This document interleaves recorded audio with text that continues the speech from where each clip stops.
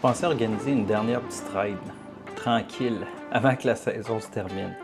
Rien de compliqué, juste envie de rouler, d'avoir du fun ensemble et d'ajouter une expérience de plus comme guide.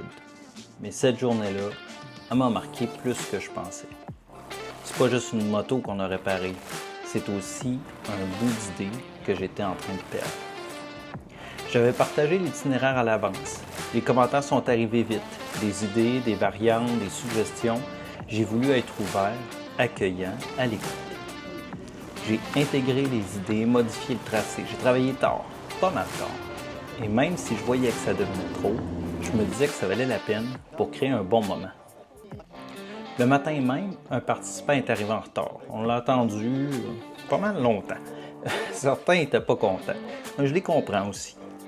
J'ai essayé de calmer le jeu, mais déjà, je sentais qu'il y avait un petit peu de tension.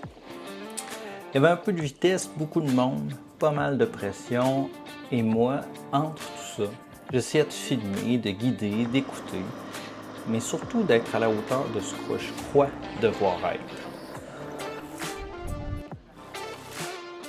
À un moment, on m'a parlé d'un sommet à explorer. J'ai dit oui, encore une fois.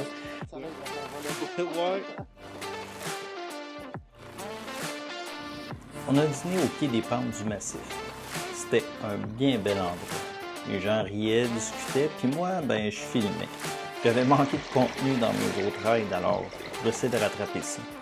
Mais pendant que je filmais, je sentais que je passais à côté d'autres choses. Créer du contenu, c'est bien. Créer du lien, c'est mieux. Et j'ai vu que je n'arrivais pas encore tout à fait à faire les deux.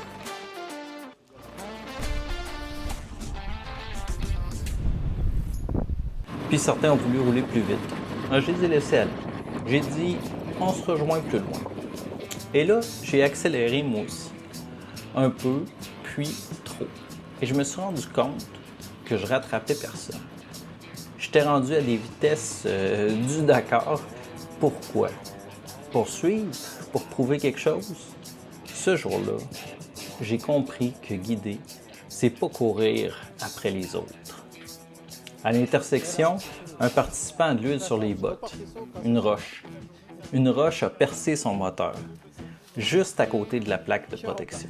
Là, j'ai sorti le JB Wheel. On a nettoyé, appliqué, attendu. Et contrairement à ce qu'on pensait, ça a tenu. Ce moment-là, je vais m'en souvenir longtemps.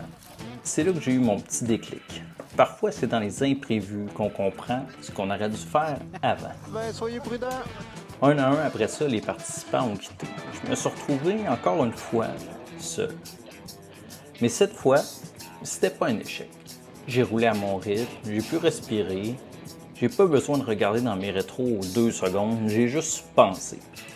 Et j'ai compris que j'avais voulu trop plaire, trop bien faire, trop porter, et que j'avais le droit de poser mes limites, même en étant bienveillant. Ce jour-là, j'ai recollé une moto, mais j'ai aussi recollé un peu mes idées. En 2025, je vais guider encore, c'est sûr, mais à ma manière, à mon rythme, en assumant que je suis en train d'apprendre. Et c'est correct, c'est bien correct comme ça.